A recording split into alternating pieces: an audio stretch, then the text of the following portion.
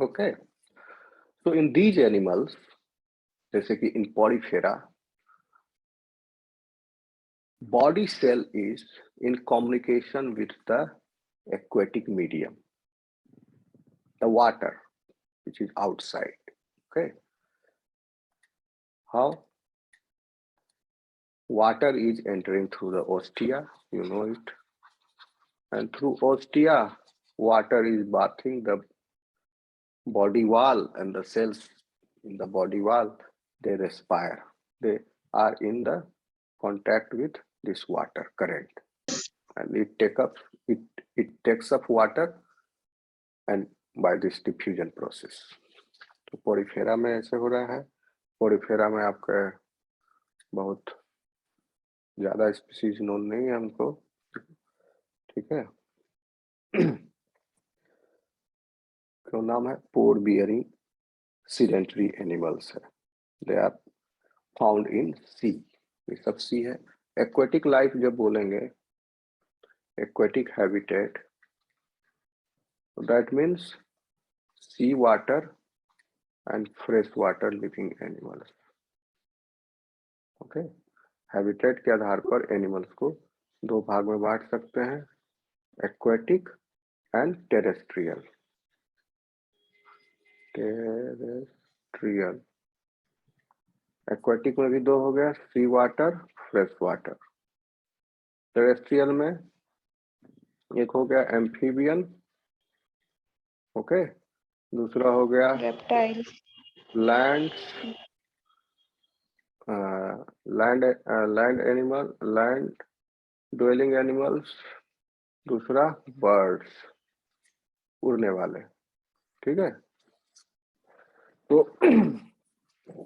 ये आपको देखिए कि इन्वर्टिब्रेट्स जो है, मोस्ट इन्वर्टिब्रेट, इन सब में जितने इन्वर्टिब्रेट्स, कोर्डेटा के भी इन्वर्टिब्रेट्स, इसमें ज्यादातर मोस्टली ऑल ऑफ देम, जैसे कि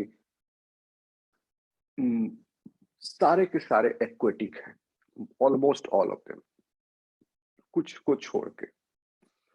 जैसे आर्थ्रोपोडा में, मोलस्का में और एनिलिडा में, कुछ क्लासेस को छोड़ के। ओके, प्लेटीहेलमिन्थेस सी में तो नहीं रहता है, दीज आर पैरासाइट्स। तो बॉडी के अंदर भी एक तरह से एक्वेटिक मीडियम में है, इन द इंटेस्टाइन। एनिलिडा में जो सी में रहते हैं, annelids, they are different, and the terrestrial annelids like earthworm. Arthropoda में crustaceans, they live in the sea. Insecta, they are present on land. Mollusca में भी exclusively marine है, और they are terrestrial also, ठीक है। Echinodermata are exclusively marine, they are not terrestrial.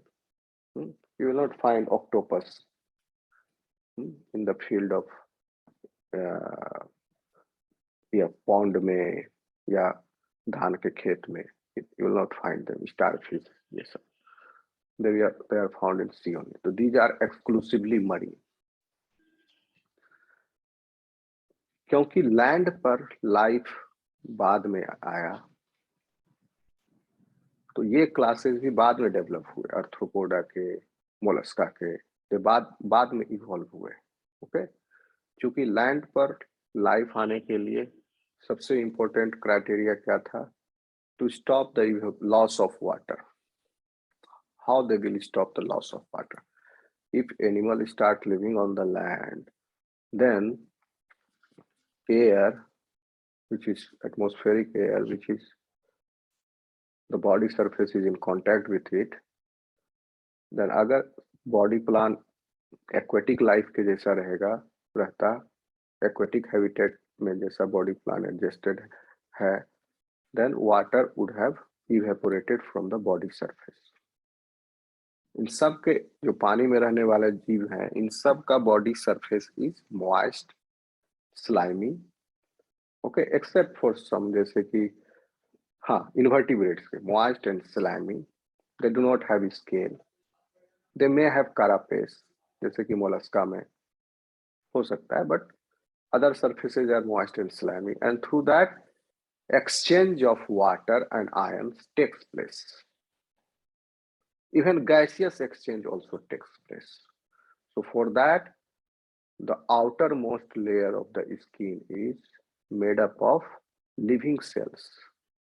It is not dead cells in these animals which are living in the water. Okay. तो अगर ऐसा ही रहेगा body plan, outermost cell is the living one. Okay. And these cells are also producing mucus so that this outermost surface remains wet and moist. It doesn't dry, and the gas moist तो खैर पानी में है, तो moist रखने की जरूरत नहीं है, but slimy होता है, secretions निकलते हैं. So gaseous exchange takes place here easily. Okay, earthworm को moist रखने की जरूरत पड़ती है अपने इस स्किन को, क्योंकि they are terrestrial. They live in burrows on the land, so it secretes the fluid to keep it moist. But these animals are already living in the aquatic medium, so outermost layer is living, is not dead, and evaporation there does not take place because they are living in the water, so they do not pose with this problem. Okay, if the animal comes on the land, then dry air is in the contact of the skin, so water may get evaporated. So what happened is that they developed this system. Insects developed chitin exoskeleton. Insects have this chitinous exoskeleton present on the body outer surface. Now this chitinous exoskeleton stops the entry of water as well exit of water from the body surface. It is impermeable and it is hard also. Okay. While land vertebrates तो marine है, जैसे fish वगैरह हो गए, तो fish के body पर scales हैं. Okay, and they are living in the water. तो फिश के स्किन से रेस्पिरेशन नहीं हो रहा है because skin is covered with the scale. Okay, so outer most layer is again there is dead in fish. So land vertebrates, what they have developed is keratin protein in their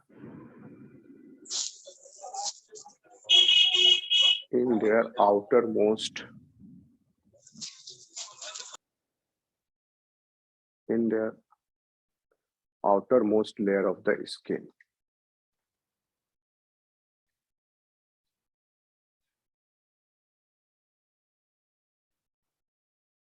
ये कौन develop किया? Vertebrates यानी reptilia onwards. Okay, reptilia F mammals ये skin का keratinisation कर लिए. Keratinisation से क्या होता है?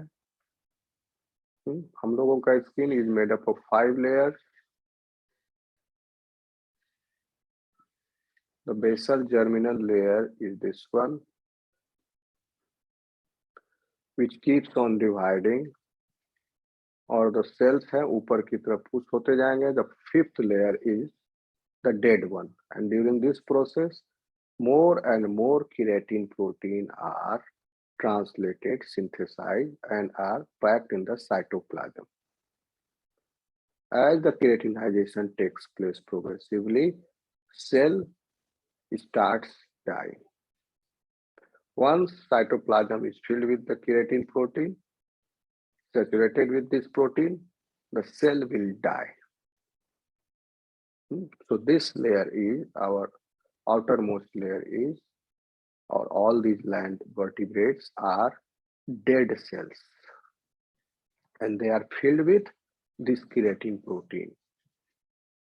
यह काइटिन एक्सोस्केलेटन की तरह रिजिड नहीं है. This is flexible because this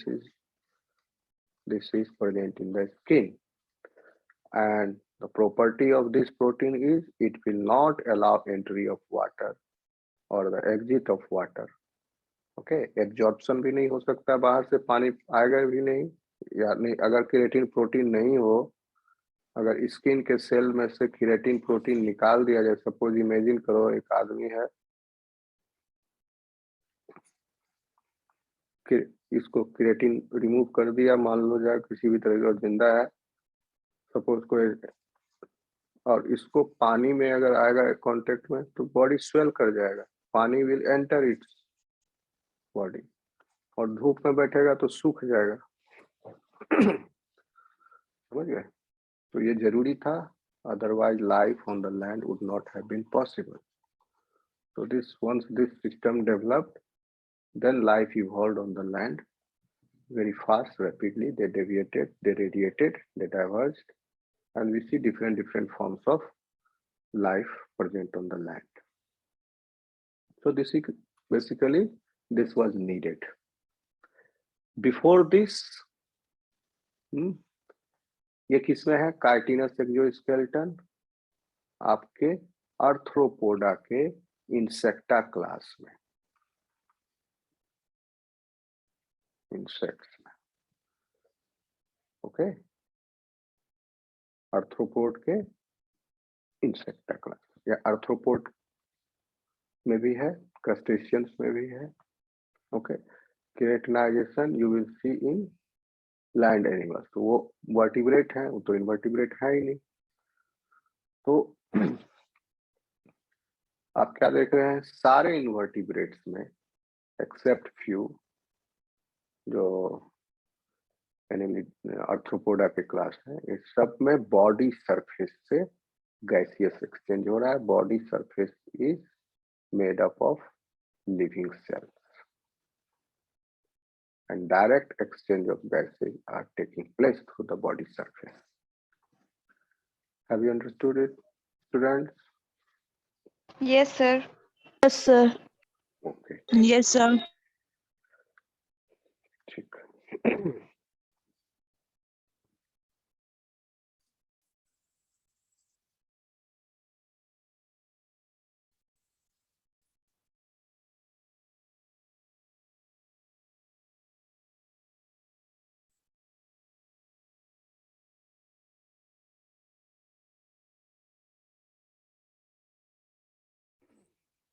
Porifera हो गया, निडेरिया हो गया आपका इसमें निडेरिया में हाइड्रा नाम सुने होंगे, जेलीफिश का नाम Yes, सुने sir. होंगे. ये सब एनिमल हैं, जेलीफिश. ठीक है, ये jellyfish are highly successful animals. Jellyfish are, ठीक है, ये बहुत ही पहले इवोल्यूशन में they appeared, they evolved very early, they came very early, and today also they are present on earth. They did not went extinct. So these are super animals. Okay, jellyfish, they can live up to thousands of years. हजारों साल तक ये जिंदा रह सकते हैं, jellyfish, and they survived all 5 big mass extinction events on earth. Dinosaur विलुप्त हो गए लेकिन जेलीफिश नहीं गया. First extinction event also they survive, second, third, fourth and fifth सब सर्वाइव कर गया, और अभी सिक्स्थ भी सर्वाइव कर जाएगा. हो सकता है अभी ह्यूमंस हम लोग वाइप हो जाएं, बट जेलीफिश बचा रहेगा. और जेलीफिश स्पेस में भी सर्वाइव कर गया. बहुत थेथर एनिमल है ये जेलीफिश. और दिस एनिमल is basically पहले नाम लिख देते हैं, उसके बाद रेस्पिरेटरी मैकेनिज्म बता देंगे आपको।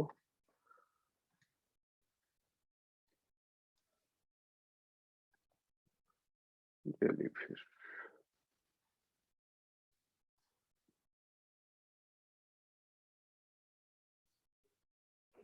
कोरल, कोरल भी है, सी एनिमोन्स, सी एनिमोन्स,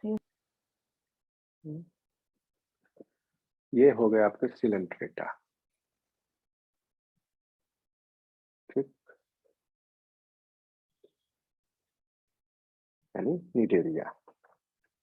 सारे मरीन है, ओके, लेकिन hydra is found in fresh water. ठीक है, कोरल को सबस्ट्रेटम चाहिए अटैच होने के लिए, सी एनिमोन्स को भी सबस्ट्रेटम चाहिए अटैच होने के लिए। जेली फिश को सबस्ट्रेटम नहीं चाहिए, jelly fish is free flowing. आप गूगल में इमेज देखना उसका फोटो, एकदम ट्रांसपेरेंट व्हाइट ट्रांसपेरेंट बॉडी रहेगा।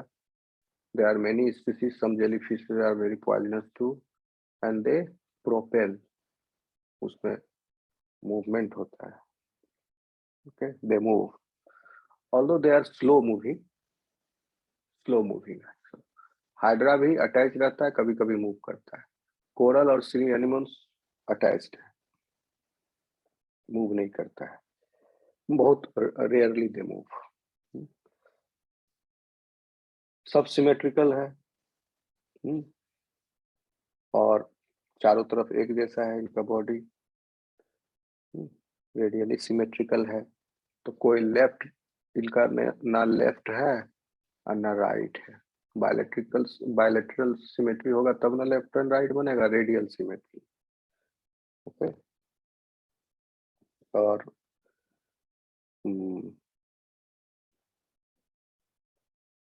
ठीक है, तो ये हो गया आपका निडेरिया।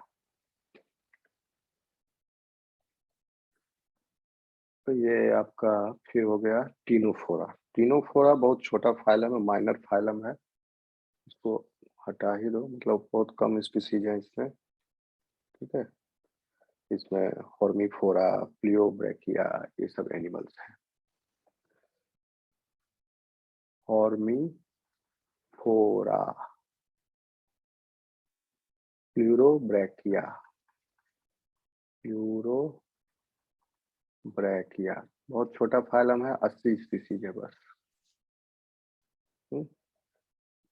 निडेरिया बड़ा फाइलम है, इसमें 10,000 स्पीसीज है known to us till today। Porifera में 5,000 स्पीसीज, इसमें 80। प्लैटीहेल्मिन्थेस में आइए, प्लैटीहेल्मिन्थेस में आपके हो गए flat worm, Nematoda, Nematoda, Nematoda तो दूसरा हो गया ना, एस्कीहेल्मिन्थेस। फ्लैट वर्म हो गए, ओके, Tapeworm, टेप वर्म हो tape, गए, fasciola, yes, Fasciola, flukes, tape worm, flukes, ये एनिमल है, planaria, यस। सब अनसेगमेंटेड है बॉडी इनका, ठीक है, अभी तक बॉडी इज नॉट सेगमेंटेड। और क्रिएचर जो है वर्म लाइक है, बायलैटरल सिमेट्री आ गया बॉडी में भी। So now they have left and right.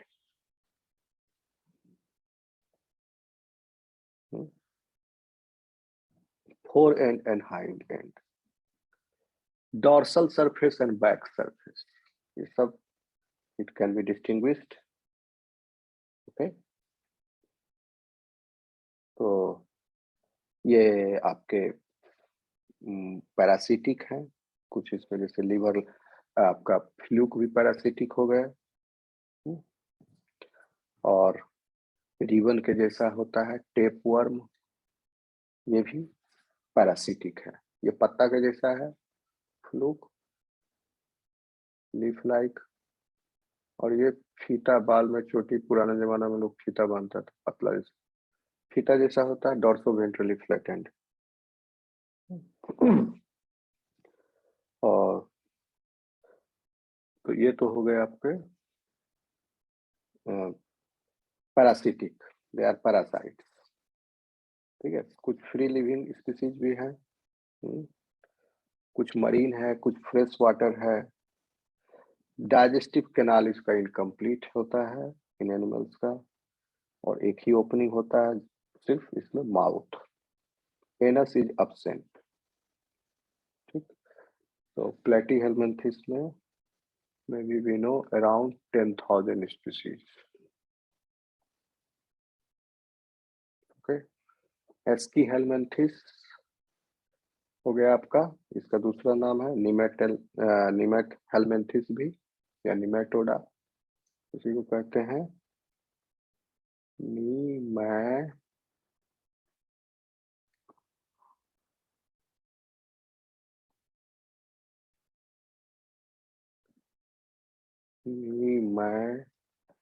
निमेट लिख लोगे, उसके बाद हेल्मिन्थेस जोड़ दोगे, हेल्मिन्थेस,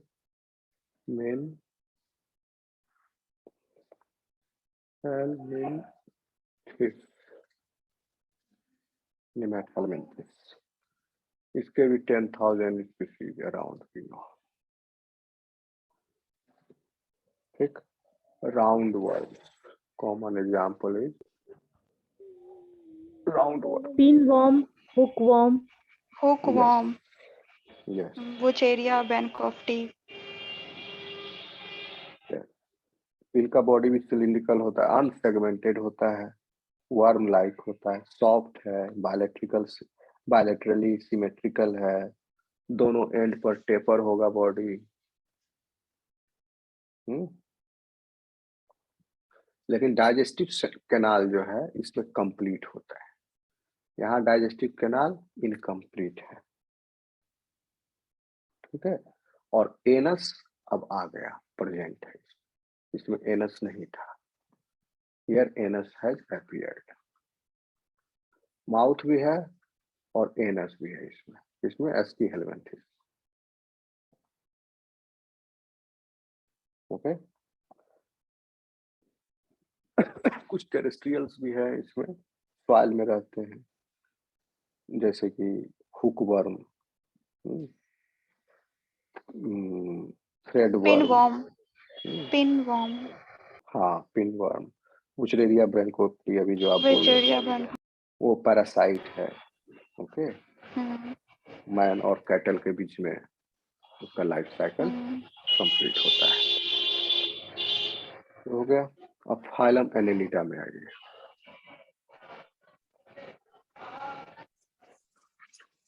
फाइलम एनेलिडा में आपका हो गया अर्थवर्म, leeches,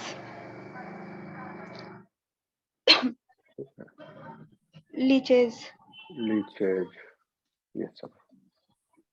यहाँ से सेगमेंटेशन शुरू हुआ अर्थवर्म एनेलिडा में, so that's why they are true worms. Soft है, इलोंगेटेड है, बायलैटरली सिमेट्रिकल बॉडी है, and they are divided into a series of ring-like segments. Mute कर लीजिए, segments.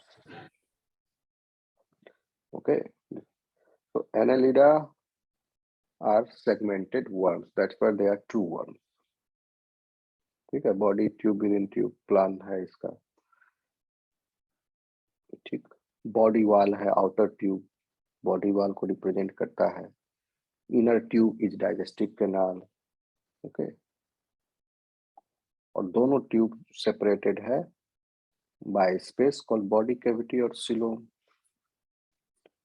बहुत सारे एनिलिड मरीन है, जैसे कि sand worm,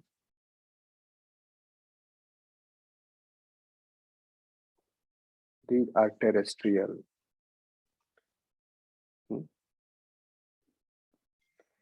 Leeches are fresh water.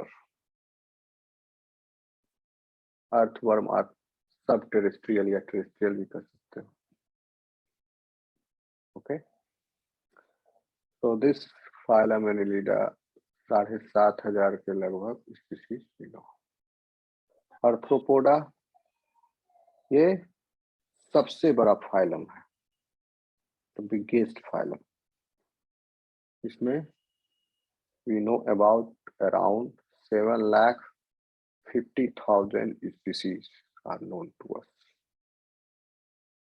They are found in seawater, fresh water, land, air, हर तरह के हैबिटेट को इन्होंने कॉन्क्वर कर लिया है। They are found in seawater, fresh water, air, land, ठीक है ना, सब जगह। एयर में बटरफ्लाई, इंसेक्ट सब है, फ्रेश वाटर में भी है, ओके, क्रस्टेशियंस, सी वाटर में भी क्रस्टेशियंस हैं, लैंड पर भी जैसे स्कॉर्पियन वगैरह, मकड़ी, स्पाइडर, ये सब। crab, yes, crabs, brown. Okay, तो आर्थ्रोपोडा में आपका prawns, crabs, these are crustaceans. फिर cockroaches, spiders, spiders, बहुत सारे एग्जाम्पल है, butterfly, spiders, millipedes, okay, scorpions, ऐसे। इसका भी बायोलेक्ट्रिकल सिमेट्रिकल होता है, बॉडी सेगमेंटेड है, ठीक है। इसमें जो actually body is soft, consists of hard part and soft part. Arthropoda में, मोलस्का में भी बॉडी में हार्ड पार्ट है, सॉफ्ट पार्ट है। इकाइनोडर्मेटा में भी हार्ड पार्ट है, सॉफ्ट पार्ट है, ओके। कॉर्डेटा में भी हार्ड पार्ट है, सॉफ्ट पार्ट है, बट यहाँ डिफरेंट स्टोरी है थोड़ा। नोटोकॉर्ड है एंडोस्केलेटन के रूप में, यहाँ hard part is present in the form of exoskeleton. Okay, arthropoda से पहले body is entirely composed of soft part. Body is soft. यहाँ से soft as well as hard. Hard one is protecting the soft part. Are you getting, students? yes sir, Okay. So इनके ऊपर hard chitinous external skeleton है। Body का segment जो है that piers paired leg और appendages, joint appendages, इसका नाम है आर्थ्रोपोडा इसीलिए पूरा। और ये सबसे बड़ा फाइलम है। जितने भी स्पीसीज हमें पता है एनिमल्स के, उसमें 3/4 75% अकेले बिलोंग करता है आर्थ्रोपोडा से। रेस्ट 25% में all these phylums including Chordata, सब हम लोग इंक्लूडेड है। 75% अकेला आर्थ्रोपोड। ओके, फिर आइए मोलस्का, इसमें करीब 90,000 है, ये भी काफी डाइवर्स फाइलम है। यहाँ भी body is consisting of hard part and soft part, hard part exoskeleton. The examples belonging to this group include clams, snails, oyster, yes, snails, octopus, yeah, yes, octopus.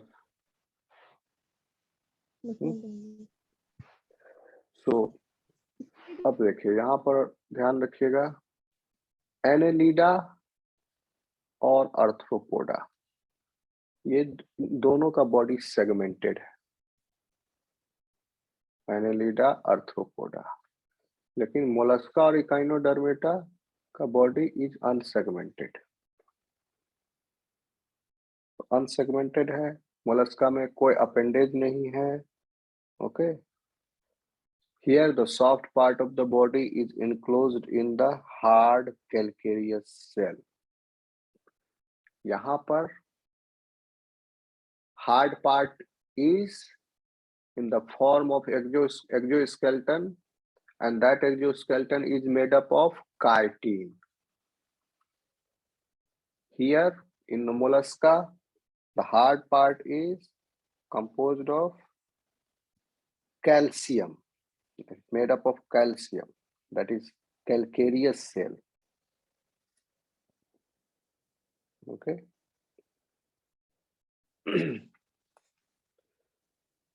इसमें फ्लैशी मस्कुलर फुट भी होता है present. Mostly mollusks are marine, but some are freshwater too. Some are freshwater. Okay. तो ये हो गया Mollusca आपका. इकिनोडर्मेटा ज्यादा डाइवर्स फाइलम नहीं है, हमको 6000 स्पीसीज पता है इनके. ओके. स्टार फिश है इसमें. बताइए नाम. Sea cucumber, sea cucumber, sea urchin, sea urchin, starfish, starfish. Okay. Sea lilies, ये सब है. Echinoderms are characterised by spiny skin, और सारे इकिनोडर्म्स मरीन है. कोई फ्रेश वाटर हमें नहीं पता है. सारे मोलस्कन्स मरीन नहीं है. सम मोलस्कन्स आर फ्रेश वाटर. सारे आर्थ्रोपोडन्स मरीन नहीं है. सी वाटर, फ्रेश वाटर, एयरलैंड, हर हैबिटेट को कॉन्क्वायर कर लिया ये. बहुत सक्सेसफुल है. Annelida not exclusively marine. They are found on land too. Subterrestrial form है. Okay. Platyhelminthes parasitic, ये भी parasitic है. Some Aschelminthes are, कुछ Aschelminthes जो हैं आपके मरीन हैं, यानी Nemathelminthes. मरीन है? नहीं, मरीन नहीं. They are entirely parasitic.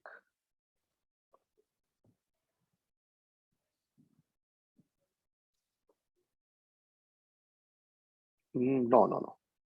Aschelminthes are aquatic. They are marine. Some forms are parasitic, जैसे कि hookworm, threadworm, ये सब. Platyhelminthes is parasitic. But some of them are living on fresh water and marine water too. Parasitic भी है, fresh water and sea water, दोनों में रह रहा है. Ctenophora sea water, Nidaria fresh water sea water, Porifera sea water. So sea water, this one is fresh water sea water, Nidaria, Ctenophora marine, Platyhelminthes parasitic. Some are parasitic, Platyhelminthes, and some are marines, and some are freshwater too. Platyhelminthes में parasitic, marine, and freshwater. तीनों. Aschelminthes marine, parasitic, and freshwater. Annelida terrestrial, freshwater, marine. Arthropoda सब ये दोनों तरह का aquatic और land and air. Mollusca freshwater, marine, terrestrial. Echinodermata, these are exclusively marine. आ रहा समझ में स्टूडेंट? तो चूंकि ये जिस हैबिटेट में रह रहा है उसी आधार उसी हिसाब से उसका respiratory system will work. Okay, जब एक्वेटिक लाइफ है किसी एनिमल का, देन देयर गिल्स वर्क। अभी आगे हम बताएंगे आपको। इंसेक्ट में चूंकि लैंड पर आ गया, there you will found trachea and spiracles. In some mollusks, you will find lungs. In arthropods, particularly scorpion, you will find book lung. तो लैंड पर ऑर्गन अलग है और पानी पर ऑर्गन अलग है। ओके, तो लैंड पर रेस्पिरेटरी ऑर्गन्स हैं,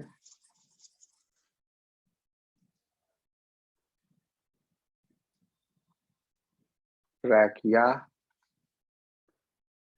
स्पाइरेकल्स, लंग, लैंड पर। These are the organs. Trachea, spiracles are present in insects. Lungs are present in arthropoda, mollusca. और जो पानी में रह रहे हैं इनवर्टिब्रेट्स, एक्वेटिक, इनके पास लंग पर एक और जोड़ लो, बॉडी सरफेस। बॉडी सरफेस, तो बॉडी सरफेस हो गया आपका जो सब टेरेस्ट्रियल है, जैसे annelid, earthworm. Okay, body surface यानी क्यूटेनियस रेस्पिरेशन इसको कहते हैं। बॉडी सरफेस से आपका प्लेटीहेल्मिन्थेस भी, दिस आल्सो रेस्पायर। प्लेटीहेल्मिन्थेस में दो है आपका। फ्लैट वर्म बॉडी सरफेस से रेस्पायर करता है। टेप वर्म एनेरोबिक रेस्पिरेशन करता है, दिस डजंट रिक्वायर ऑक्सीजन, ये पूरी तरह ग्लाइकोलाइसिस पर डिपेंडेंट है, टेप वर्म। तो ये एनारोबिक रेस्पिरेशन, इसको ऑक्सीजन का जरूरत ही नहीं, ग्लाइकोलाइसिस से काम चला रहा है, 2 ATP जो लास्ट में नेट गेन है उसी से। Flat worm is aerobic, so it respires through its body surface gaseous exchange। ठीक, ये हो गए एक्वेटिक। और बॉडी सरफेस से एनालिड का अर्थवर्म भी रेस्पायर करता है, एक्सचेंज करता है गैसियस एक्सचेंज का। एक्वेटिक में क्या ऑर्गन्स हैं? यू विल फाइंड गिल्स,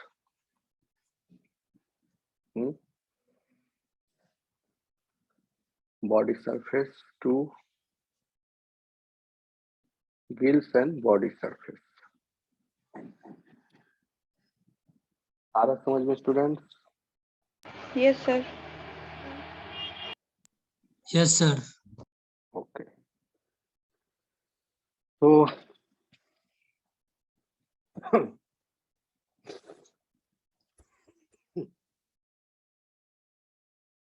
तो ये हम अब आगे देखेंगे सब में कैसे हो रहा है रेस्पिरेशन का mechanism. These are the organs, ये पढ़ाए हैं आपको, गिल्स पढ़ाए हैं, स्पाइरेकल, ट्रैकिया। बीच में आएगा तो फिर से डिस्कस कर लेंगे, क्या क्या है।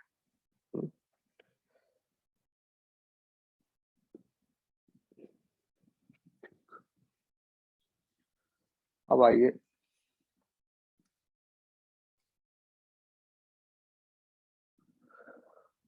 अभी हमने आपको बताया था what are the components, or which are those components of the respiration, the components involved in this respiratory system